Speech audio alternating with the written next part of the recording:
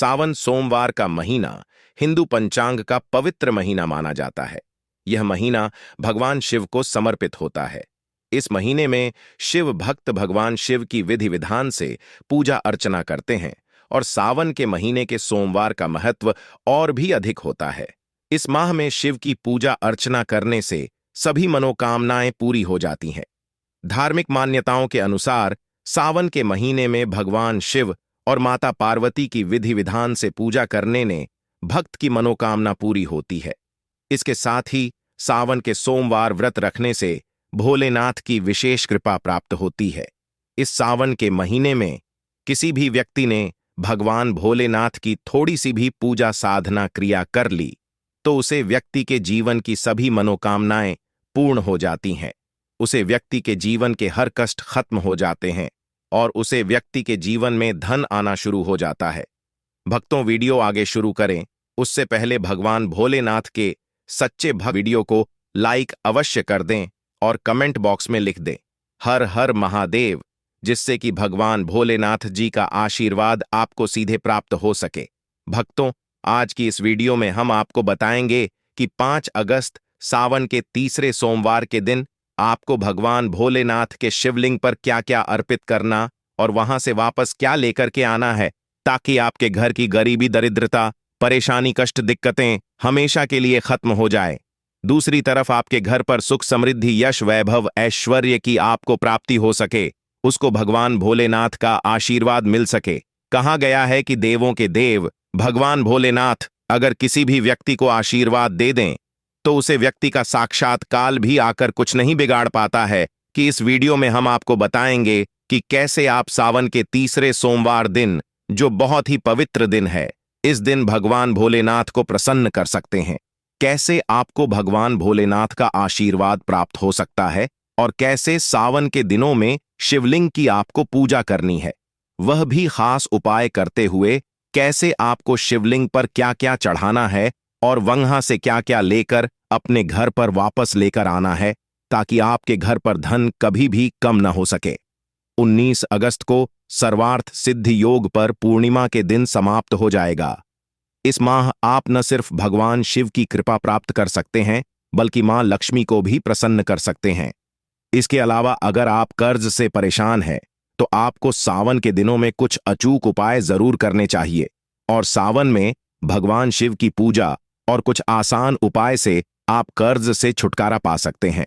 बड़ी परेशानी हो, कितनी ही बड़ी दिक्कत क्यों ना हो, मान लीजिए आपके जीवन में धान की समस्या है, मान लीजिए आप नौकरी की प्राप्ति के लिए बहुत ही ज्यादा परेशान हो चुके हैं, आपके शत्रुओं ने आपको घेर लिया है, संतान की प्राप्ति आपको हो नहीं पा रही है, तो एक बात का ध्यान रखिएगा, सोमवार ऐसे दिन होते हैं जिस दिन कोई भी व्यक्ति अगर थोड़े से उपाय कर लेता है, भगवान भोलेनाथ की साक्षात पूजा कर लेता है, तो उसे व्यक्ति की कितनी ही बड़ी मनोकामना हो, कितनी ही बड़ा कष्ट हो, वह खत्म हो जाता है और उसकी मनोकामना पूर्ण हो जाती है। मान लीजिए आपके ऊपर कोई दोष लगा हुआ है, जैसे वास्तु दोष, शनि दोष, प्रकृति दोष या कोई भी दोष लगा हुआ है, तो आपको सावन सोमवार के दिन थोड़ी सी पूजा करनी है, जिससे आपके जीवन से सभी परेशानियां चली जाएंगी और आपके जीवन में जो धन आना बंद हो गया उसका आगमन वापस शुरू हो जाएगा।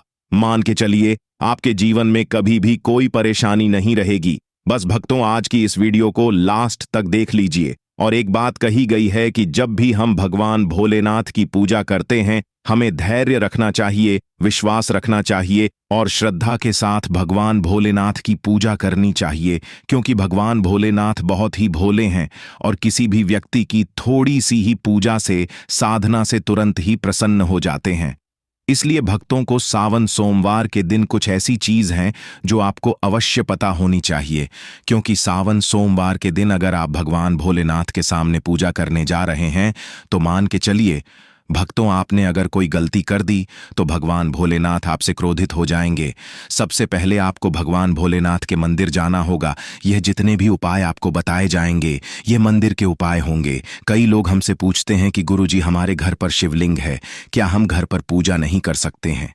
तो इसका उत्तर है क्योंकि मंदिर का जो शिवलिंग होता है और जो घर का शिवलिंग होता है, इसमें बहुत ज्यादा फर्क होता है। जो मंदिर का शिवलिंग होता है वह आपके घर के शिवलिंग से करोड़ों गुना ज्यादा होती है। इसमें ऐसी सकारात्मक ऊर्जा होती है जिसके सामने अगर आप थोड़ी सी पूजा की हैं तो तुरंत ही उसका फल आपको मिलता है और आपके जीवन की हर परेशानी चली जाती है। तो आपको जितने भी आज उपाय बताए जा रहे हैं, आपके जीवन की परेशानी को खत्म करने के लिए, आपकी मनोकामना पूर्ति के लिए, उसे उपाय के लिए, तो आपको मंदिर जाना पड़ेगा। और सावन सोमवार का दिन ऐसा है, इस दिन अगर आप मंदिर जाकर के भगवान भोलेनाथ की पूजा आराधना कर रहे हैं तो भक्तों आपके जीवन में कभी कष्ट नहीं आ सकता। पूरे साल आपके घर पर अन्न धन का भंडार बना रहेगा। तो आपको क्या क्या ले जाना है वह कहीं पर लेकर आना है। यह क्योंकि भक्तों अगर आपने एक भी गलती कर दी तो आपकी पूजा संपन्न मणि नहीं जाएगी। आपको शिव मंदिर जल लेकर जाना है सावन सोमवार के दिन। कई लोग हमसे यह कहते हैं कि गुरुजी जल जो है वह तो शिवालय में भी मिल जाता है, शिव मंदिर में मिल जाता है। तो नहीं भक्तों को वहां का जल आप तभी चढ़ाए जब कोई दिक्कत हो, वरना घर से ही जल ले जाना चाहिए। आखिर घर से जल क्यों ले जाया जाता है, इसकी भी बात सुन लीजिए। घर से इसीलिए आपको जल ले जाना है ताकि आपके घर का जो जल ले जा रहे हैं भगवान भोलेनाथ पर चढ़ाने के लिए, इस जल के द्वारा आप भगवान से जुड़ जाएंगे। उसे जल के द्वारा आप भगवान को अपनी सभी दिक्कतें बता देंगे और उसे जल को जैसे ही भगवान भोलेनाथ पर आप चढ़ाएंगे अपनी समस्याओं को बताते हुए, वह समस्या आपकी खत्म हो जाएगी। इसलिए घर से जल ले जाएगा। आप सबसे जरूरी चीज जो जल ले जा रहे हैं उसमें 2-4 बूंद गंगा जल जरूर डाल दीजिएगा, क्योंकि गंगा जल डाले बिना आपकी पूजा संपन्न नहीं मानी जाएगी। सावन सोमवार के दिन तो आपको जल ले जाना है, उसमें गंगा जल डाल करके दूसरा आपको 3 पत्ते वाला बेलपत्र ले जाना है। दोस्तों, बेलपत्र बहुत ही शुभ होता है।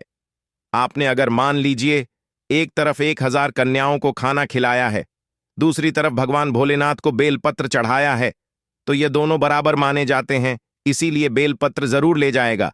तीसरा, आपको सफेद पुष्प ले जाना है। सफेद पुष्प भगवान भोलेनाथ को चढ़ाए जाते हैं, इसीलिए सफेद पुष्प पर भगवान भोलेनाथ के लिए आपको ले जाना है सावन सोमवार के दिन, ताकि भगवान भोलेनाथ का आशीर्वाद आपको मिल जाए। इसके बाद आपके जीवन के हर परेशानी खत्म हो जाए। दोस्तों, सफेद चंदन ले जाना अनिवार्य होता है सावन सोमवार के दिन। और ध्यान रखिएगा दोस्तों की भगवान भोलेनाथ को अगर आप दूध अर्पित करने जा रहे हैं तो एकदम कच्चा दूध होना चाहिए, पका हुआ दूध नहीं होना चाहिए, कच्चा दूध होना चाहिए। अब आपको और क्या क्या ले जाना है देखिए। अगर आप चाहते हैं कि आपकी हर मनोकामना पूरी हो तो एक डिब्बा लीजिए, उसमें घी भरकर ले जाइए। बहुत ध्यान से सुनिए, जितनी आपको बातें बता रहे हैं, एक डिब्बे में घी भर के एक लाल कपड़ा लीजिए, उसमें लौंग कपूर, इसको मौली धागे से बंद करके आपको अपनी जेब में रख करके ले जाना है। सिर्फ इतनी चीज आपको ले जानी है।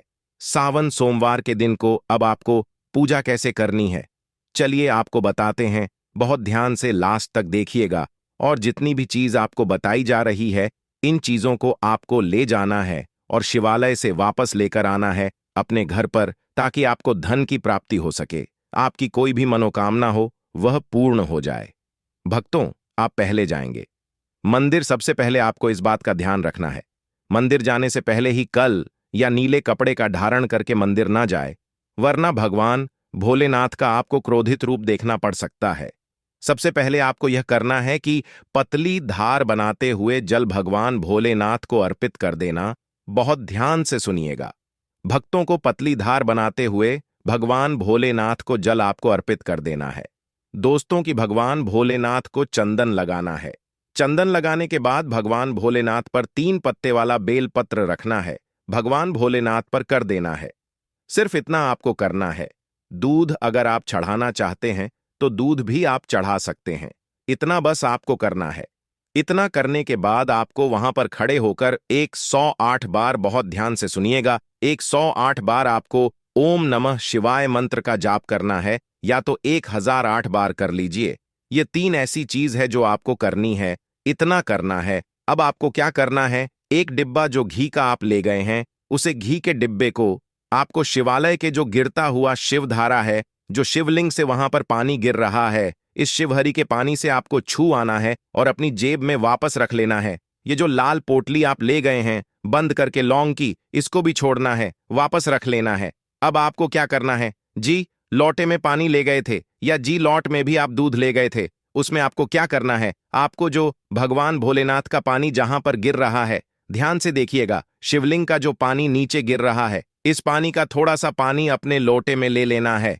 ध्यान रखिएगा, जो आपने लोटे में पानी भरकर ले गए हैं वह पानी वापस बचना नहीं है, वह तो पूरा आपको भगवान भोलेनाथ को अर्पित कर देना। जो शिवलिंग से पानी गिर रहा है उसे पानी को आपको अपने लोटे में वापस ले लेना है।